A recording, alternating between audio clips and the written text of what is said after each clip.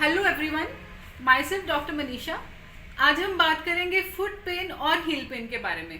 अगर आपको foot pen या हील पेन के सिम्टम्स हैं, स्पेशली जब आप सुबह उठते हैं तो आपको नीचे एकदम ज़मीन पे पैर रखने में दिक्कत आती है, या जैसे ही वज़न डालते हैं पैर में, खड़े होते हैं तो एकदम शार्प शूटिंग पेन आता है फुट पे।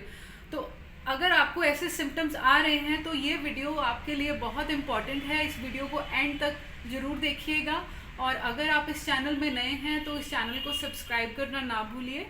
तो अब हम बात करेंगे फुट पेन और हील पेन के बारे में। तो हील पेन, फुट पेन के बहुत सारे रीजंस हो सकते हैं, पर एक बहुत इंपॉर्टेंट कॉमन रीज़न है, दैट इज़ प्लांटर फिशियाइटिस। आज हम प्लांटर फिशियाइटिस के बारे में बात करेंगे।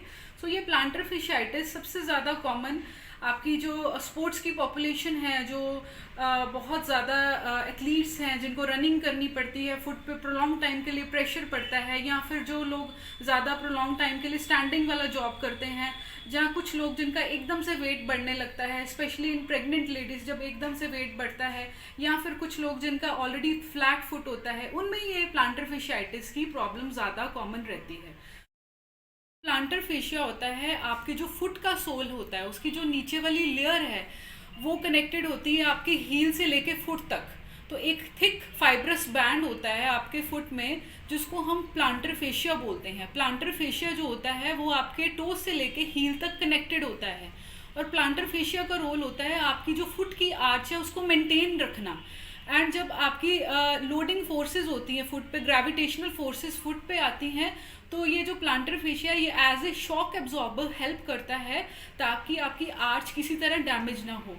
और ये जो प्लांटर फेशियाइटिस है, इसमें क्या होता है कि प्लांटर फेश जब वियर एंड टियर एक्टिविटीज़ होती है, आपके फुट पे रेपिटेटिव लोड पड़ने लगता है, सोल पे रेपिटेटिव लोड पड़ने लगता है, उसके कारण आपका जो प्लांटर फेशिया वो इरिटेट होने लगता है, और धीरे धीरे उसमें डीजनरेटिव चेंजेस आते हैं, देन इन्फ्लामेटरी चेंजेस आने लगते हैं, और उसके बाद उसकी टाइटनेस भी होने लगती है प्लांटर फेशिया की। तो आज हम कुछ इंपॉर्टेंट एक्सरसाइजेज जो हम प्लांटर फेशियाइटिस में घर बैठे कर सकते हैं उनके बारे में डिस्कस करेंगे, ताकि आप घर बैठे भी इस एक्सरसाइजेस को करें और इससे उसका रिलीफ पा सकें। तो अभी मैं आपके सामने कुछ वीडियो के थ्रू कुछ एक्सरसाइजेस डेमोन्स्ट्रेट करूँगी, और वो एक्सरसाइजेस आपने सीक्वेंस वाइज ही करनी है, जैसे जैसे मैं आपको बताऊँगी। अब हम बात करेंगे प्लांटर फेशियाइटिस की एक्सरसाइजेस के बारे में। ये एक्सरसाइजेस आपको एकदम सीक्वेंस में करनी है, जैसे जैसे मैं बताऊंगी। तो जैसे प्लांटर फेशियाइटिस में एक एक्यूट फेज होता है, जब आपको बहुत ज़्यादा शार्प शूटिंग पेन होता है, उसमें सबसे पहले आपने क्या करना है, प्लांटर फेशिया को रिलीज़ करना है। तो प्लांटर फेशिया को आप इस बॉल की हेल्प से, टेनिस बॉल की हेल्प से ऐसे रिलीज़ कर सकते हैं, और टू एंड फ्रो मूवमेंट कर सकते हैं प्लांटर फेशिया की, ऐसे आगे एंड पीछे ये मूवमेंट आपकी होगी। एंड इसको आपके कम से कम 30 रेपिटेशंस कर सकते हैं। इसकी प्लेस पे, बॉल की प्लेस पे you can keep one bottle also. एक छोटी बॉटल आपने इतनी लेंथ में लेनी है, और वो बॉटल को आपने फ्रीज़ कर लेना है। फ्रीज़ करके उसमें अच्छे से बर्फ़ भर जाएगी, फ्रीज़ करके उसको आपने प्लेस कर देना है आपके अपने फुट के नीचे, प्लांटर फेशिया के नीचे। इसकी प्लेस में, बॉल की प्लेस में आप बॉटल रख सकते हैं, और सिमिलरली आप बॉटल को भी ऐसे प्लांटर फेशिया के ऊपर रिलीज कर सकते हैं, और 30 रेपिटेशंस कर सकते हैं। सेकेंड एक्सरसाइज में भी आपने मैनुअली रिलीज करना है प्लांटर फेशिया को इन दिस वे। अपने फुट को ऐसे, प्लांटर फेशिया को ऐसे रिलीज करना है, सिंपल हल्की हल्की इसके ऊपर मसाज करनी है, ताकि आपको एक्यूट फेज में इजी रहे, और आप जैसे पैर नीचे रखें आपको थोड़ा सूदिंग लगे, आराम लगे। इसकी भी आपने ऐसे 30 राउंड्स करने हैं, 30 रेपिटेशंस आप कर सकते हो।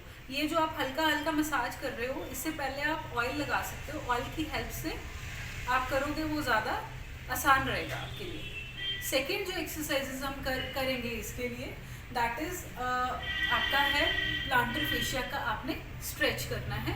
तो उसमें प्लांटर फेशिया के स्ट्रेच में हम क्या करेंगे, यहाँ से हील से एक हैंड को प्लेस करेंगे, दूसरे हैंड को थंब पे रखेंगे, और इसको ऐसे हम स्ट्रेच करेंगे।